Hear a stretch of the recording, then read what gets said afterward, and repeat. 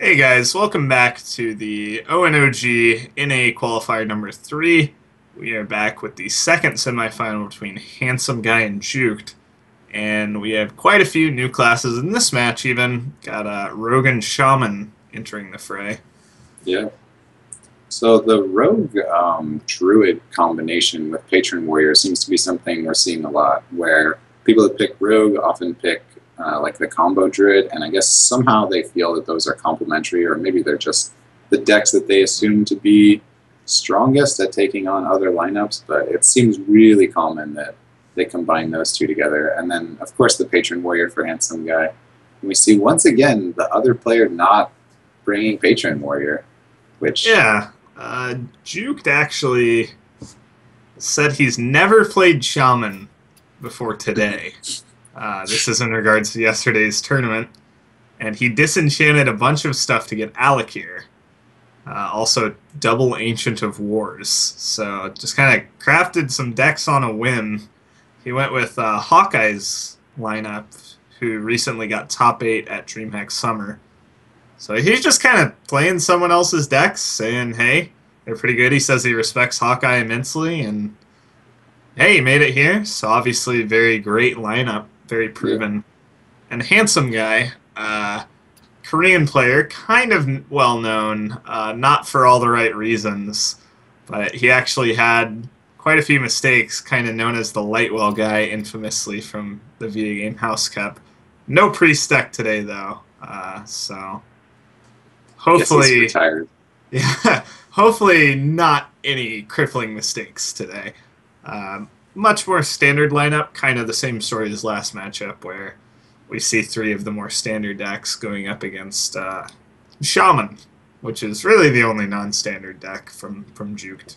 Do you know what type of Warlock Juked is playing then? I believe it is, would it be Malagos Warlock, I think Hawkeye played? It's Malagos or Handlock. It's not Zoo, I know that. Right.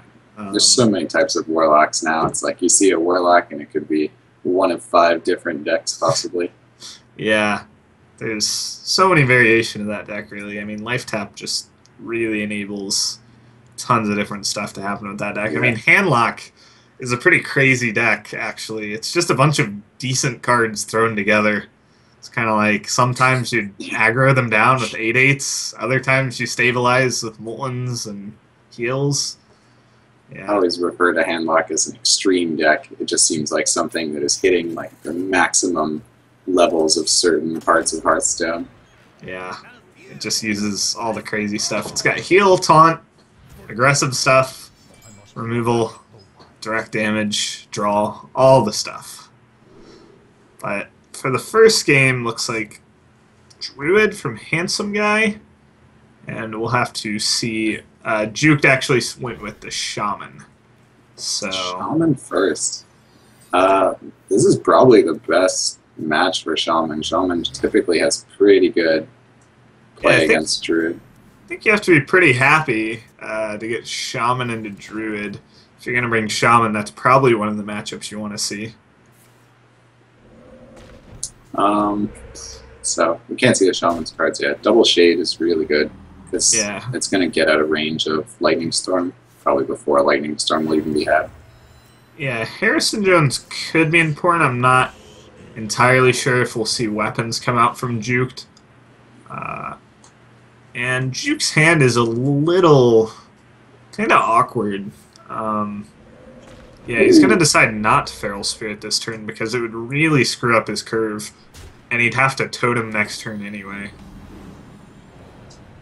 Yeah, I mean, to not Feral Spirit there, I agree, it makes his curve better with the 2 Shredders, but I think a lot of Shamans would just Feral Spirit immediately on turn 3, knowing you get the Overload out of the way, you get to start a bit of extra face damage that way too. Yeah, I'm not a huge fan of Feral Spirit. A lot of players have cut it. This list, I believe, runs 1, and it's just in general pretty awkward. Not very good against Patron Warrior, not very good on turn 3, not very good on turn 5 because it blocks out your Fire Elemental, and so it's more of a late game card to stabilize. Definitely going to help put him out of range of stuff like Druid combo, but yeah, it used to be a really good 3-drop, right? But when they Yeah. introduced Spider Tank and all of the more potent 3/4 3-drops, Of course, the first shredder drop against Handsome Guy is a light well. Oh man, just very fitting. but yeah, when they introduced like Spider Tank or Dark Cultist, for example, trade 2-to-1 on the wolves, and those only cost a flat 3 mana, whereas the wolves are 5 mana essentially. So Yeah. it feels a little dated now, maybe, but you do get the taunt out of it, so it has some really good situational ability. The 3 mana slot has really gotten a lot more powerful since Naxxramas and GVG hit. Back in the just original vanilla days, it was regarded as a pretty powerful card. And now, like you said, not so much. I mean, the Shredder is a little slow here. You really wish you had like a Rock Biter with the Shredder to kill one of the Shades. But he does have the Fire Elemental for next turn to make sure that he can kill. Okay, so this works out pretty well for him, that he can trade on the 4/4 and Fire Elemental the 5/3 to get board advantage. Yeah, I think the Lotheb really obviously didn't do much. Really nice Shredder drop as well. Yes. And kind of it looked really good for the Druid, but he only really pushed 4 face damage, and both of the Shades are dealt with now, and the Lotheb is challenged. Well, so Sylvanas would be really good here because we can see the Shaman's hand. But Yeah. Shaman has the ever-powerful Hex for 3 mana to remove it completely, which would be devastating. Yeah, one other play if you really just want to clear the board, you can Hero Power and Keeper off the 2/2. But I feel like the Sylvanas play is pretty powerful here. Even if it gets hexed, you're not too unhappy. He's going to trade, which I think is pretty interesting. Shaman's only real way of punishing 5/5s is something like Crackle. Yeah, I think face damage was really important there too, because you know that a Shaman is probably not going to heal much, so anytime you can set their health a little lower, it's getting you closer to that combo advantage. Yeah, generally the Druid is the aggressor in this matchup rather than the Shaman.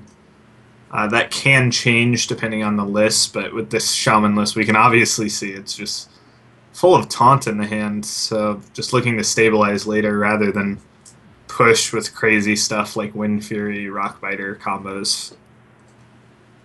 What do you do here? You Hero Power one of the bombs, hope it hits Sylvanas, trade Sylvanas on the other bomb, get a 50/50 to steal Dr. Boom. Yeah. It looks like he considered Savage Roaring there. He could guarantee he could clear the board and guarantee a steal on the 2/2 Divine Shield. That's actually not too bad. He even gets to check the bomb first. So he's going to want to keep her the other bomb. And I believe he should just trade into this 7/7 no matter what. Yeah, the bomb didn't even... yeah, let him. Nice spectator bug going on right now. So we have a little bit of a bug. But we can still see everything that's going on. There is a Keeper of the Grove that's kind of hidden right now. Druid is one of those classes that seems to have the most bugs involved with the spectator mode. It's a very common problem at the moment, so we're kind of used to it at this point. We'll just try to keep track of the board. There's a Mana Tide kind of tucked away there. Oh, you got a Mana Tide. Nice. That sets him up beautifully then. Yeah, there's no actual response. Pretty rare that Druids just don't have, anything to deal with it. He has used a Wrath and a Keeper though, so pretty, aware from Juked to play out the Mana Tide. Say, you only have really 3 more responses in your deck to it. Probably won't have them, and he doesn't. So really not a great way to get through the Wolves. Both of his minions have 2 power. Those Wolves are 4/3s right now from the Flame Tongue, so you really don't like giving a shaman any card draw either, just because shamans normally struggle on card draw, so that's like their main disadvantage is being overcome. And then also shaman cards are typically really high tempo cards, so when they pick up a lot of extra stuff, they can shut down your big plays in like really quick fashion and still build a board up for themselves. Yeah, so I would say the shaman's pretty happy with what's going on. Actually ahead on cards. He is a little overloaded this turn, but can still make some plays. He can go for a fire elemental, he can taunt up the egg and something else, or he can make maybe a lightning storm play.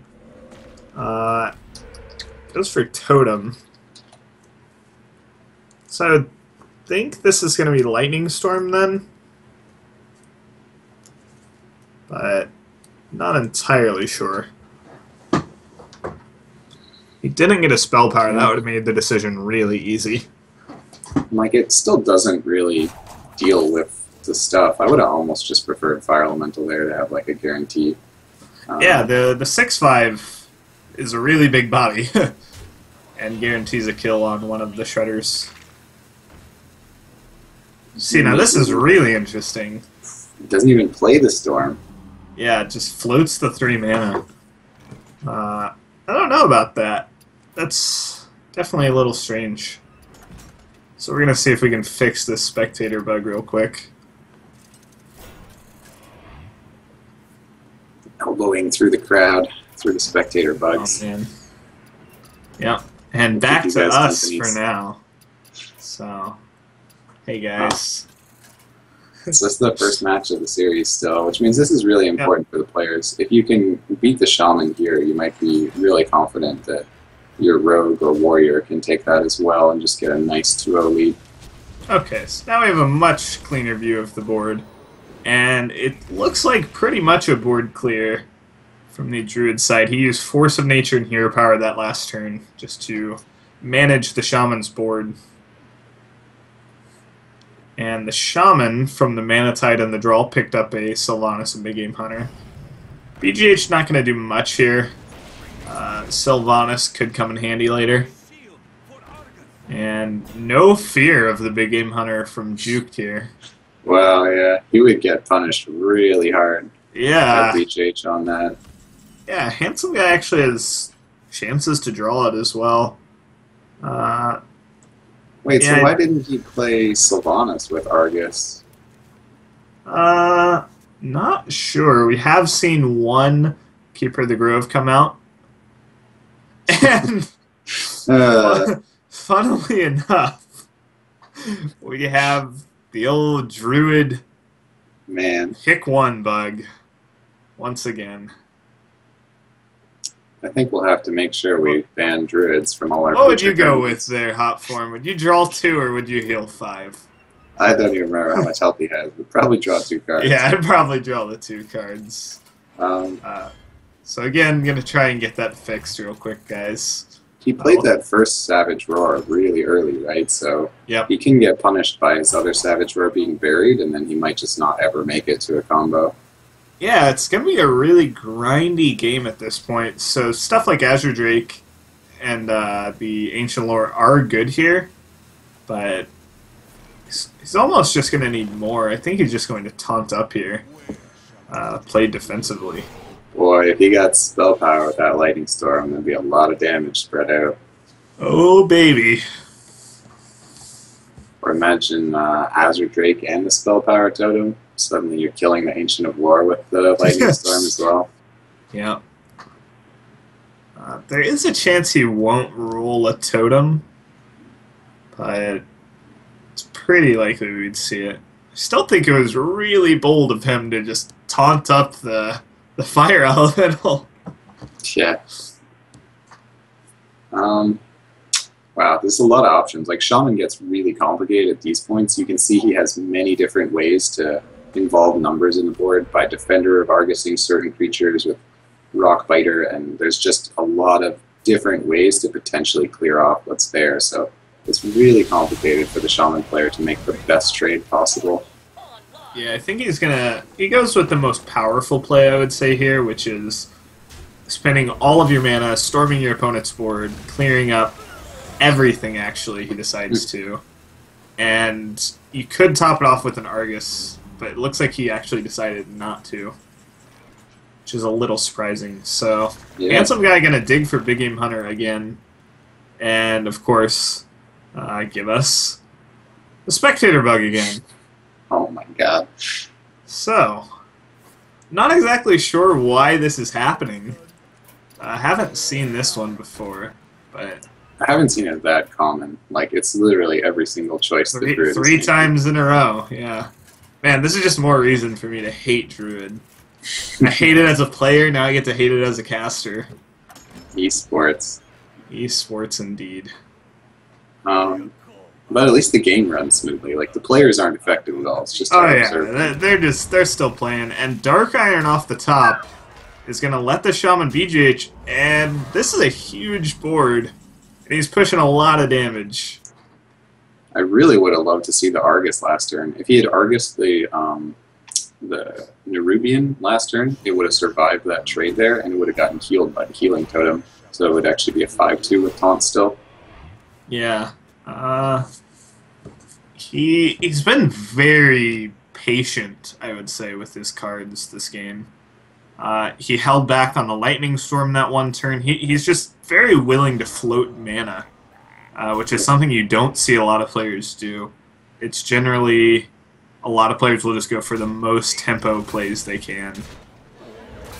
Holding back the Lightning Storm paid off really well, though, when he got the 4. Yeah, he got even more value, so that was really smart. And this Fire Elemental has put in so much work with that Healing Totem. Is he dead? Can swipe the Fire Elemental. Takes 11. He's just going to concede. I think he realizes he can play defensively and kind of run around for a bit, but there's no real way you actually win that game as the Druid there. So, of course, that means the Druid will play again, and both players have a Druid, so I'm sure we'll get to see on Spectator Bug involved in more matches. God. It was nice to see the Shaman take a game, though. I mean, so Shaman just kicked butt there and takes the first match of the series.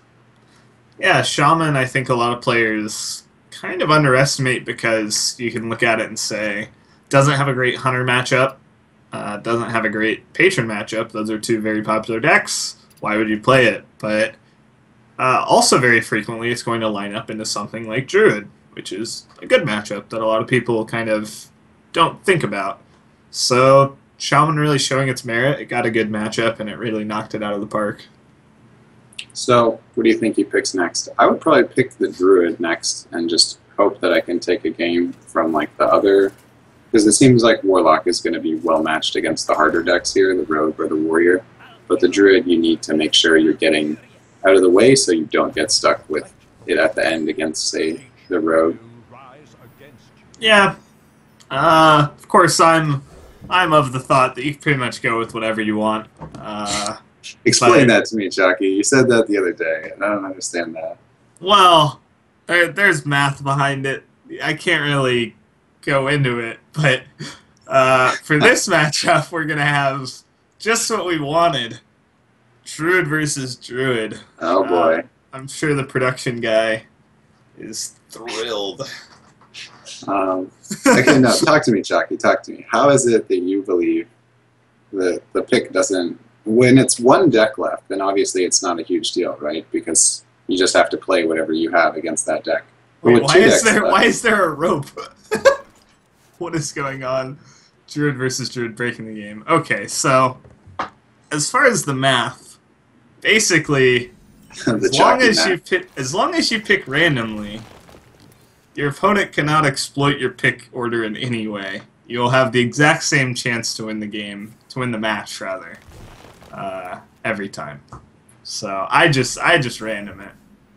So you just flip a coin. But what if I got a random.org. But let's say that your opponent is not someone that's flipping a coin, and you want to make a prediction then, right? Okay.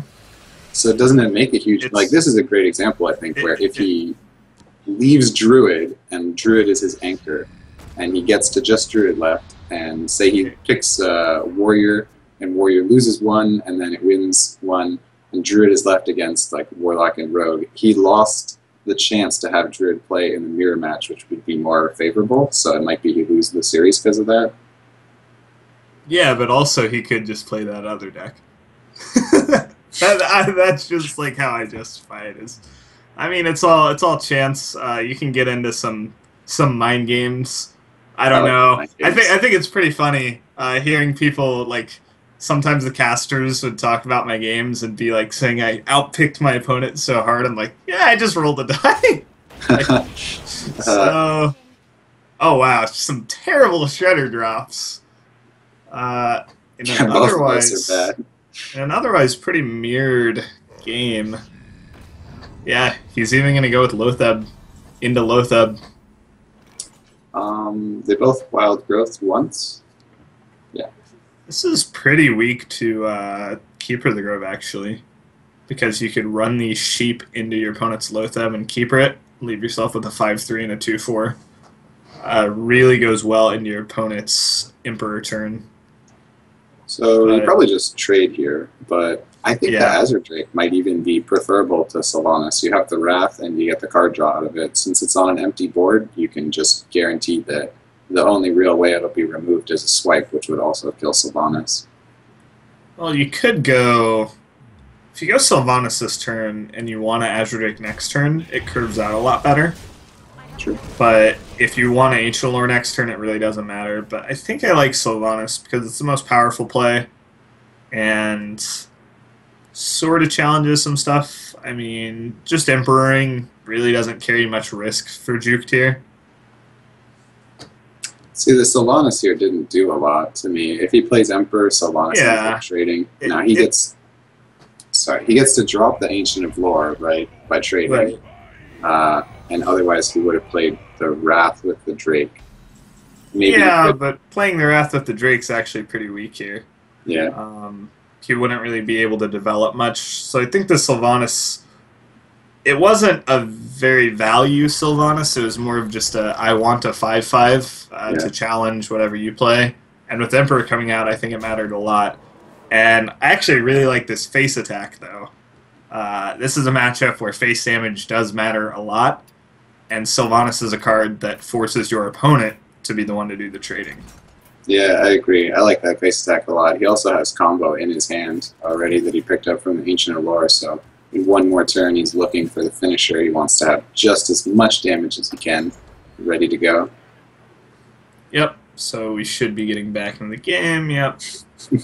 And, so yeah, now Juked is really put into the defensive position because of that attack. Basically, he's going to be needing to remove these 5/5s. He won't be developing a very strong board position unless he chooses to just kind of ignore this Ancient Lore and maybe play 2 minions, which looks like what he's going to do. And so in response, I like this back as well. You really hate to use very responsive stuff. You would hate to go Swipe Keeper there. You don't develop anything meaningful. You really just want to look to play your minions and hope your opponent has basically just a bad turn. And the moment they have that bad turn, you seize back the initiative. Yeah, and the Druid mirror match, it's a lot about each turn has to be kind of a meaningful turn, because if you miss a moment, there's not a big way to recover the board later. So as soon as one turn does not go your way, it's very easy for the other guy to just run over you. Yep. So now Handsome Guy basically has to kind of think, how do I... The 4/6 is pretty awkward. It forces something to happen here to get through it along with the 5/5 attack. And he has to think, how do I remove his stuff while developing my own, the best board presence I can? And in fact, he's just going to develop and just not attack. I like that play a lot. It does look like it's going to get punished pretty hard by the Keeper making the trade on the Druid of the Claw with the 4 damage, but otherwise that board just looks like 2 sets of 4 damage into a 6. Which is not a good way to pick up that. Oh, and this is even better for him, actually. He gets to kill the Ancient of Lore as well with the Shredder. getting some face damage in with the Druid of the Claw at the same time. Yeah, this really worked out. The kind of the Emperor, not really coming in too big, I guess. Bought him an extra hero power, but definitely Swipe and Keeper holding on to them for a while opened up really nice plays there. So both players playing pretty well. I would venture to say they have experience with the Druid Mirror. Yeah. If they had made some of those weaker plays, this game could just be over. So aside from comboing, I don't think there's any way to clear the entire board for Handsome Guy this turn. I don't really think he wants to combo this either, so he might just take the risk and say Juked only has 3 cards. He probably has a chance to not have the full combo yet, so maybe I make a really greedy play this turn, play like the Drake. And looks like he's going to go with that combo, which would turn this into a very grindy game, neither player really holding the combo from then on out. I think this works. This works the Juked advantage a lot because he has the Ancient Allure in his hand to draw. He's going to be able to really get through his deck a lot more and hopefully be able to win this grindy game. Now, Dr. Boom, he's actually going to go with it. And yeah, it's going to get punished by this Big Game Hunter. We saw Juke almost just disrespect the Big Game Hunter in the last game, so maybe he's a very risk-seeking player. Likes to go with the they probably don't have it school of thought. But in this case, Handsome Guy does have it. So Ancient Allure could have worked out better for him. I don't mind the Dr. Boom here, even though it gets BGH, just because he gets to threaten the Shade a lot with the bombs. And if you can take care of the Shade, you know your opponent's reacting to your turn. Might not be so bad. Yeah. Yeah, so the Shade will go down. But now Handsome Guy kind of has the board again. And then it looks like next turn Handsome Guy will play Dr. Boom, I think, and it'll get BGH. So just an entire game of back and forth grindy Druid. Like, it's really rare to see this type of mirror match in a Druid. Most of the time, one person gets an advantage and the game's over. But yeah, both of them had basically the exact same opener, Wild Growth into Shredder into Lothab, and they're both threatening each other so much, and they both took very, not defensive lines, but just kind of like lines that developed their board and threatened, and there was a lot of minion trading.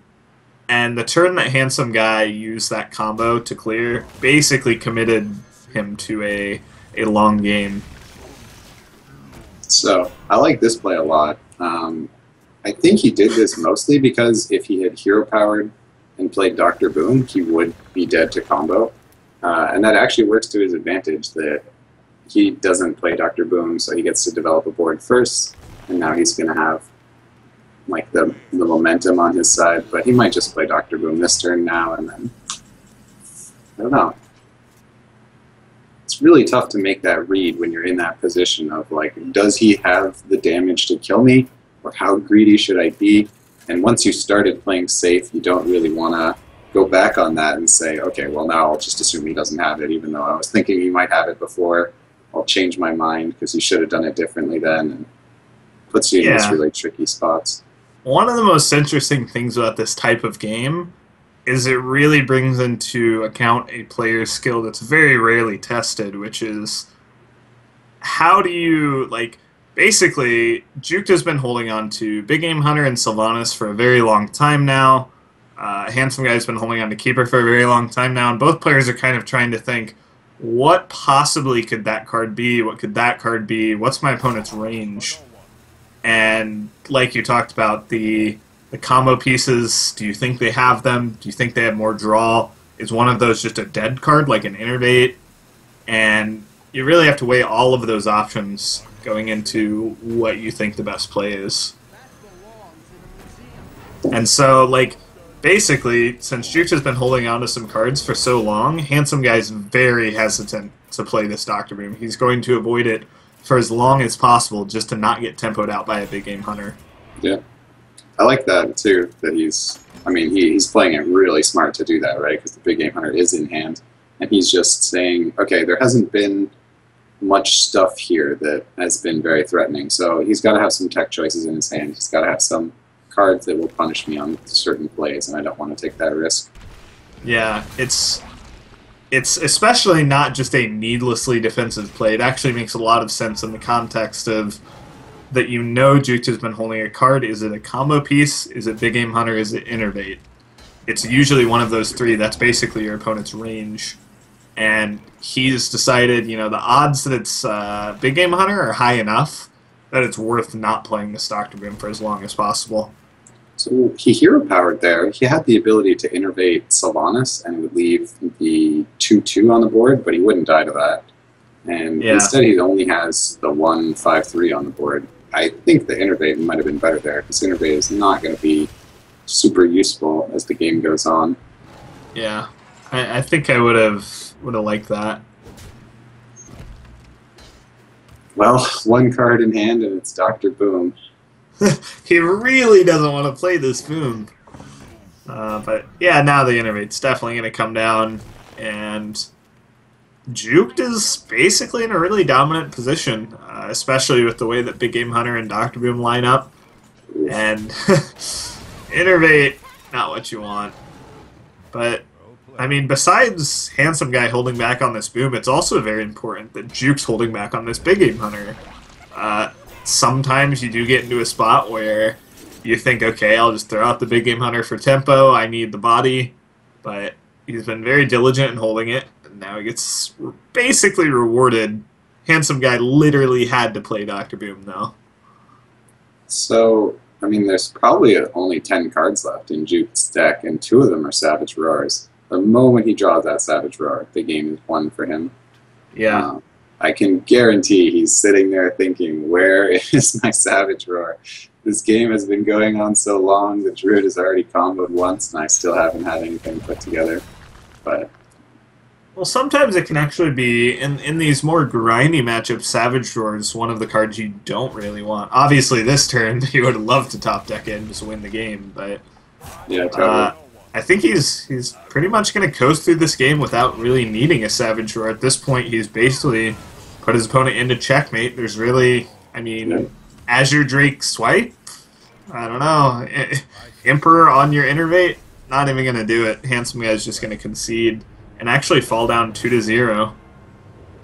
That was a really well played game. I mean, sometimes Druid mirror matches can be a bit lackluster, but they both had a good start, and they both had just like an opening that was similar enough that we got to see it taken to a point in the battle where like a lot of decisions were made, and you get to see the complexities of the Druid match there when you're trying to gamble on greed versus safety and just make your plays better than your opponent each turn. Yeah, a lot of choose ones, that's for sure. But, yeah, we did actually get to see a lot of decision-making coming in that last match. Always good to see in mirror matches. And now Juke basically just has to win with this Warlock deck to lock up the match. And you kind of touched on the fact that Warlock is pretty likely to take a game off the Rogue or the Warrior. Druid might not be the greatest matchup, but it's not very likely it gets 3-0'd. So obviously Juke's in a great position here. Yeah, if it was maybe 3 aggro decks, there might be a chance it gets 3-0'd, but with these more mid-rangey, control-ish decks, I think the Warlock is going to be very strong. Yep, so it looks like it is Malagos Warlock, which has a better matchup against Druid, a little worse against Rogue, and roughly the same against the Patron Warrior. But if it is a Control Warrior from Handsome Guy, which I very much doubt, then Juke would be very favored. You think the Malagos Warlock is really favored against Control Warrior? Yeah, definitely. I always thought that Control Warrior was actually like one of the things that stopped it pretty well, because you can get above the Malagos combo. Yeah, I think it's very comparable to like mid-range Shaman against Warrior, where basically rather than going for a combo kill, you just draw 2 cards a turn and really just kind of grind them out. You've got the heal bots, and really the only way you can lose is by dying really fast. Armor doesn't do much if you keep getting in the repetitive damage, but don't think we'll see that matchup, actually. Probably just going to be... Did we just see a Wrath for 1? On an Imp Gang boss. On an Imp Gang boss. Okay. Yeah, I don't know that one. I'll take things I didn't expect to see for 500, but... He could have cleared the gang boss and had 2 imps on the board, which would then be swipeable next turn. He would have had to coin for it, but... I think, basically, okay, handsome guy kind of thinking, unless he misclicked, which I don't think he did, but... kind of thinking, okay, Swipe's going to clear that Imp Gang boss. That's what Swipe does. It always clears Imp Gang boss. Except I believe that was actually fixed, according to the patch notes. So 1 imp would survive. And the main thing is that this Defender of Argus is going to be really punishing. He's actually going to choose Wrath twice. I mean, maybe... I guess he just doesn't value Wrath in this match, so he's thinking, I want the card draw instead to find something specific, but... Killing a Shredder is good for next turn. No Argus from Juke. Just decides he wants card draw more. I think I definitely would have gone for the Argus because against the Druid, you're really just looking to control the board really hard. Yeah, I agree. Like here, you'd have a 3-4 and a 2-3 lining up against the Shredder. So you'd be able to clear the 1-3, push some extra damage. Yeah, it's definitely interesting. I totally agree with playing the Argus there. Just even having the body of the Argus on the board, giving you a second creature able to attack, because Druids are going to play like 1 thing each turn. Yeah, the main thing is just the way you really lose to Druid is getting aggroed down. So if you lock down the board, they can't really push much face damage on you. Whereas when you life tap, you're not only taking damage from the life tap, but you're also not developing the board as much as you could. Argus is a really good play here. I was leaning towards Emperor myself, just because when you can get the mana... Yeah, this Emperor would be nuts. Just the cards in his hand that it would hit. Really good. Yeah. This is like a decent play. He gets to trade on the Druid Claw well, and he's really only vulnerable to the swipe or like Druid taking face damage, which will at least slow him down a lot. He's not even really vulnerable to swipe, it just does some good work on the board.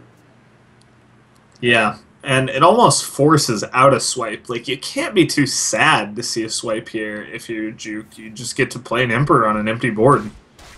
And, I mean, it's a ridiculously powerful Emperor. Yeah. Malagos in hand, both Dark Bombs. Hitting both Dark Bombs, hitting an Abusive Sergeant and a Big Game Hunter, which is incredibly important against Druid. Because they don't really have much Big Game Hunter targets, but when you can combo it with the Abusive Sergeant... Yeah, I thought he was going to play the Abusive for a second. Yeah, I think he just grabbed the wrong card. He was so excited. It's like, got the Emperor off. Oh, baby. Oh, this is an absolutely dominant position now. Yeah. Really not much happening here for Handsome Guy. Kind of going back to he not only had a slow start, but he also went for a very slow turn 3 where he used up his coin and both Wraths just to cycle. Yeah, like literally just a cycle. He did 1 damage to an Imp Gang boss and then killed the Imp that spawned from that. So now... well, Silence showing up right on time. You can kill off the Sylvanas using just the cards in your hand, and play an Azure Drake, and set up lethal next turn with the Malagos. Double Dark Bomb for 7 mana only. And get another Ticket Emperor. Like, there's no way. How can you lose? Like, you just... Yeah. Wow. Ridiculously dominant game from Juke. I mean, the draws were definitely there for him. And Handsome Guy's just going to concede. Not even... Yeah, just nothing happening. Absolutely no way he was going to recover from that. So Handsome Guy goes down 0-3. I had to feel like maybe a little bit of tilt in the last game there for Handsome Guy. But I'm not sure it would have mattered. Like, even if he made a better turn. He played Druid every game in a row, right? He only stuck with Druid. Yeah, that's true. Yeah, I really do think when you're down 0-2, you probably should just switch for your mindset, but because it really doesn't matter what you play. Um, and so that's going to do it. That's our second finalist. It's going to be Juked. But up next, we'll have the third place match between VX14 and Handsome Guy. And these tournaments are all open tournaments, so if you guys want to register, there's actually a European Open happening tomorrow. You can go to liquidheart.com to register for that. And also you can head over to geico.onog.gg to enter a sweepstakes to win an official TSM PC. But for now, we're going to head to a break, guys. We'll be right back with the third place match.